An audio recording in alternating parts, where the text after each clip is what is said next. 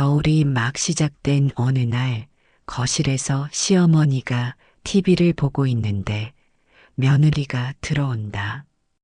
박순자 할머니는 아들 준호와 며느리 미영, 그리고 손주들과 함께 살고 있었습니다.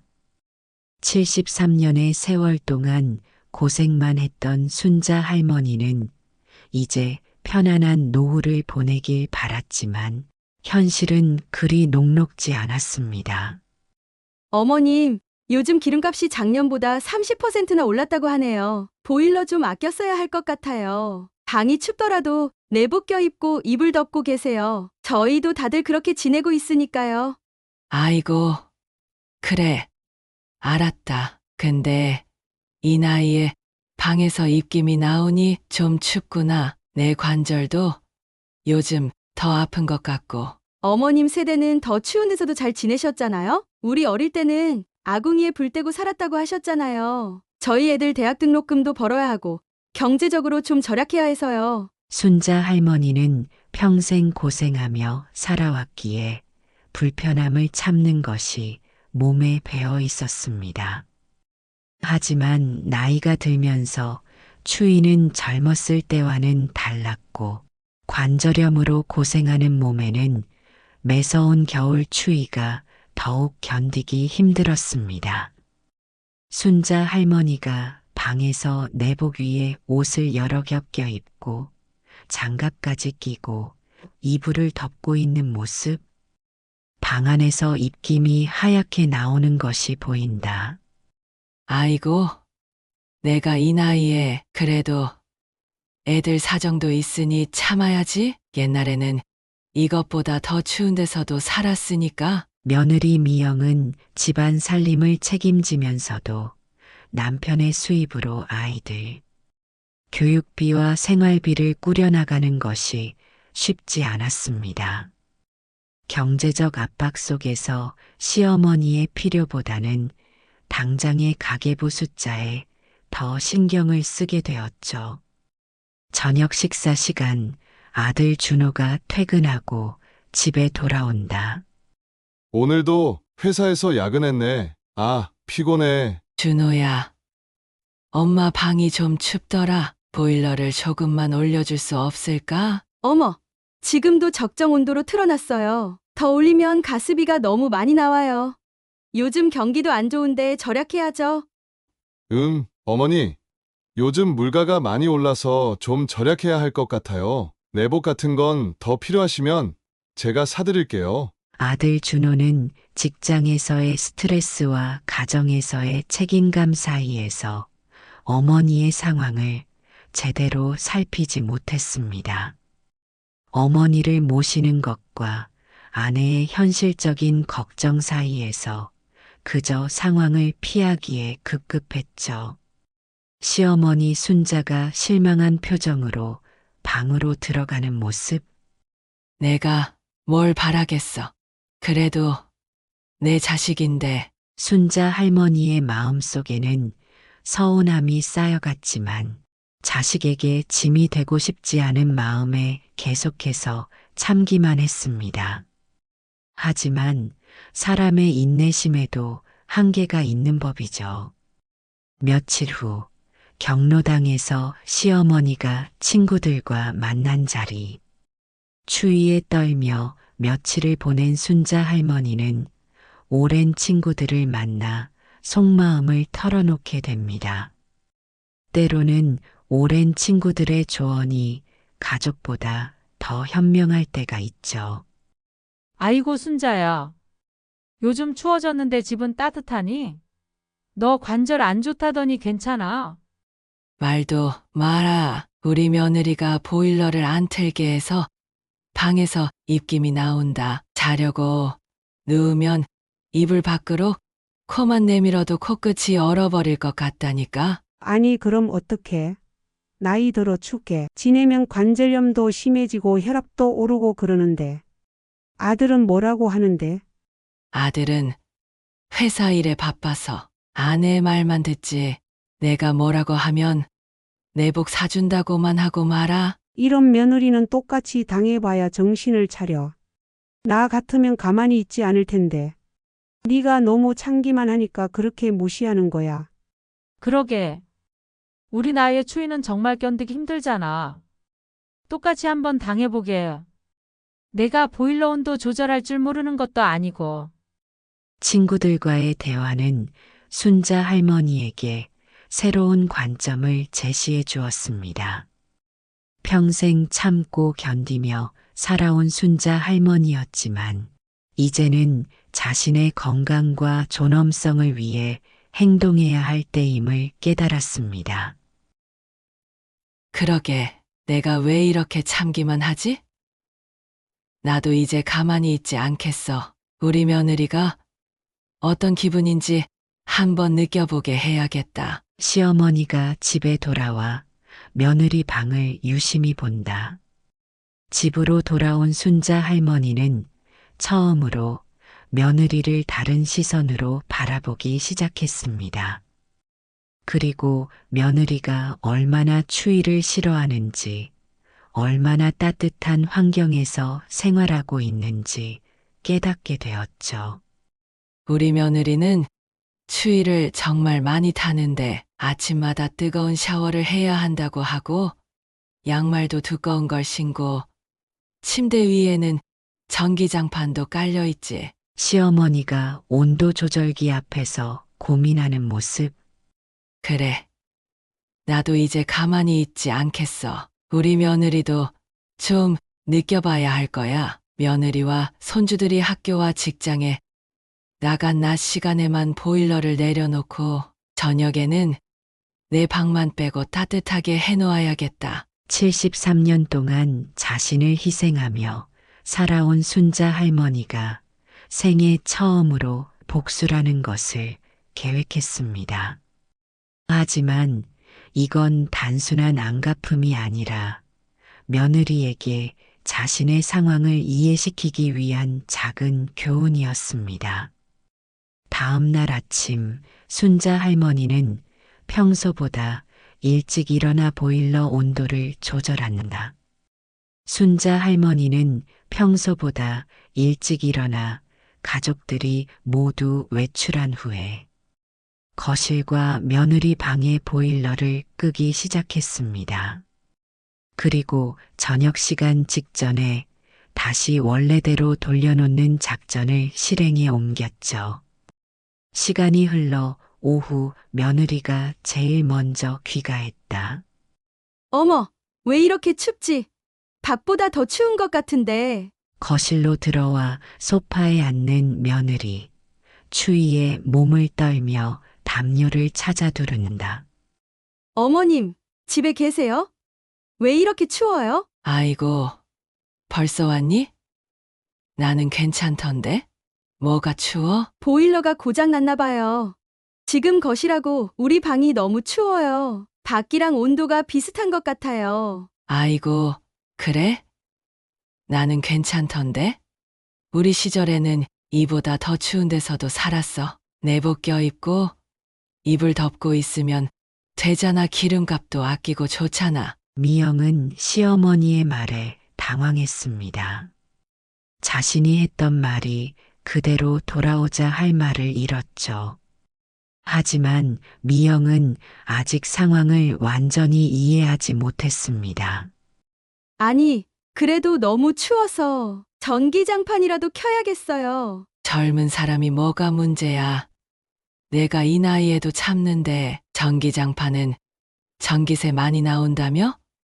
두꺼운 옷 입고 참으면 되지. 미영은 시어머니의 말투가 평소와 다르다는 것을 느꼈지만 아직 자신이 당하고 있다는 사실을 깨닫지 못했습니다. 며칠 동안 같은 상황이 반복된다. 미영은 집에 돌아올 때마다 추위에 떨고 저녁에 가족이 모두 모였을 때는 다시 따뜻해지는 상황.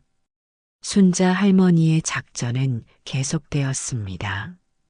미영은 낮에 귀가할 때마다 추운 집에 놀라며 밤이 되면 다시 따뜻해지는 이상한 현상에 혼란스러워했죠. 하지만 아무도 시어머니를 의심하지 않았습니다. 어느 날 저녁 식탁에서 가족들이 모여 식사하는 장면. 여보, 우리 집 보일러가 이상한 것 같아요. 낮에는 너무 춥고 저녁에는 또 괜찮고 기사 불러봐야 할 것 같아요. 그래? 내가 내일 기사 불러볼게. 아이고, 뭐가 춥다고 그러니?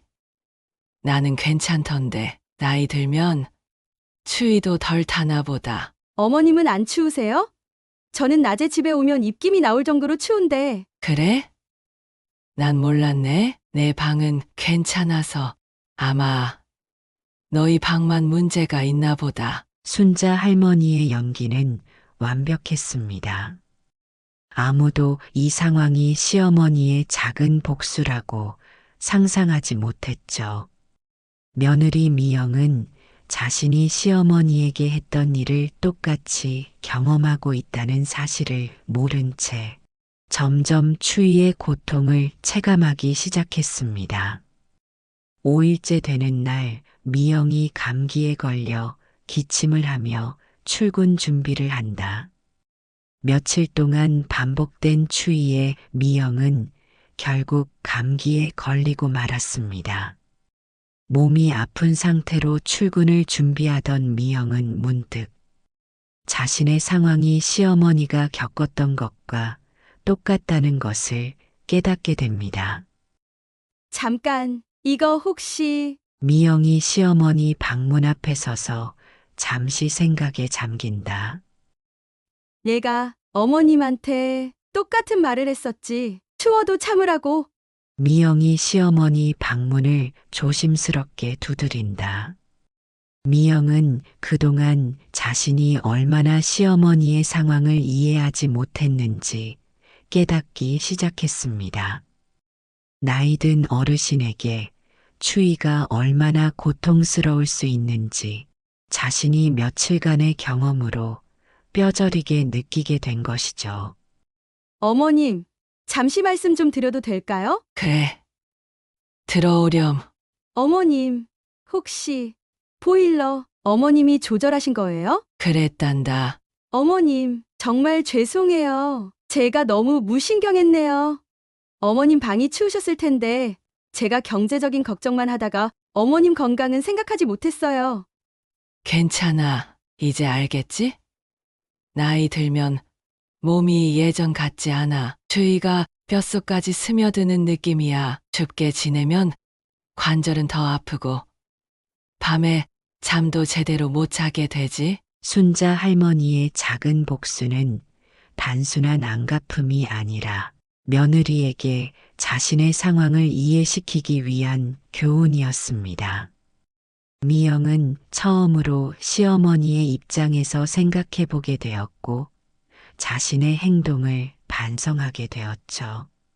정말 죄송해요. 저도 며칠 추위에 시달리니까 너무 힘들더라고요. 게다가 감기까지 걸렸는데 어머님은 그 나이에 얼마나 힘드셨을까 생각하니 너무 마음이 아파요. 사람은 자기가 겪어봐야 남의 아픔을 알게 된단다. 내가 이렇게 한 건 널 미워해서가 아니라 내가 이해할 수 있게 하고 싶어서였어. 네, 이제 보일러 제대로 틀게요. 어머님 건강이 제일 중요하죠. 앞으로는 제가 더 신경 쓰겠습니다. 일주일 후 거실에서 시어머니와 며느리가 차를 마시며 대화하는 모습. 작은 복수로 시작된 일이 오히려 시어머니와 며느리 사이의 관계를 더 깊고 따뜻하게 만들었습니다. 서로를 이해하기 시작한 두 사람은 이제 더 많은 대화를 나누게 되었죠. 사람이 서로 이해하면서 살아야지. 내가 젊었을 때는 몰랐는데 나이 들어보니 그때 우리 시어머니 마음도 이해가 되더라고. 나도 내 시어머니한테 잘 못했던 것 같아. 저도 어머님 덕분에 많이 배웠어요. 어머님이 지혜롭게 가르쳐 주셔서 감사해요. 요즘은 집안 살림하면서도 어머님 말씀을 많이 생각하게 돼요. 서로가 서로를 배려하는 게 가족이지. 이제 우리 따뜻하게 지내자. 네, 어머님. 앞으로는 절약도 중요하지만 어머님 건강이 더 중요하다는 걸 잊지 않을게요. 제가 잘못 생각했던 부분이 많았네요. 미영은 시어머니를 대하는 태도가 완전히 바뀌었습니다. 경제적인 부담은 여전했지만 이제는 가족의 건강과 행복이 더 중요하다는 것을 깨달았죠. 그리고 시어머니의 지혜와 경험이 얼마나 값진 것인지도 알게 되었습니다. 저녁 식사 시간, 온 가족이 모여 있는 따뜻한 분위기. 요즘 집안 분위기가 달라진 것 같은데 무슨 일 있었어요? 우리끼리 좋은 대화를 나눴지. 어머님이 저에게 인생의 지혜를 알려주셨어요. 나이가 들면 필요한 것들이 달라진다는 걸 이해하게 됐죠? 와, 잘 됐네요. 집안이 더 화목해진 것 같아요. 작은 갈등이 오히려 가족의 이해와 화합을 가져온 경우였습니다. 순자 할머니의 지혜로운 복수는 결국 모두에게 더 나은 결과를 가져왔고 세대 간의 이해와 존중이 얼마나 중요한지 일깨워 주었습니다. 한 달 후 경로당에서 친구들과 다시 만난 순자 할머니. 순자야, 어때? 그 추운 방은 이제 좀 괜찮아졌어. 응. 이제 아주 따뜻해졌어. 며느리가 보일러도 잘 틀어주고, 이제는 내 건강도 더 챙겨줘. 어머, 그래? 도대체 무슨 일이 있었길래? 내가 좀 작은 지혜를 발휘했지. 가끔은 말로 설명하는 것보다 직접 경험하게 하는 게 더 효과적일 때가 있더라고. 역시 우리 순자가 제일 지혜롭다니까. 그래서 며느리가 이제 알아서 잘해준다고? 그렇지.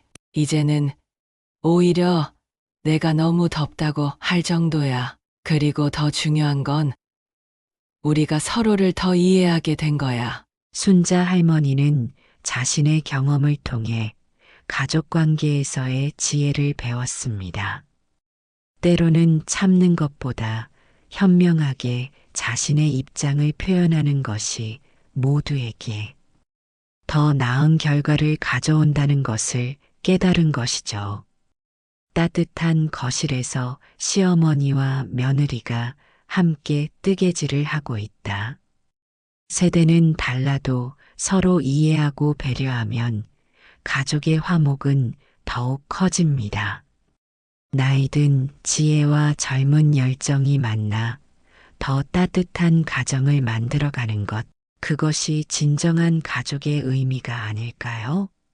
여러분의 가정에는 이런 아픔이 없기를 바라며 오늘도 행복하시길 바랍니다.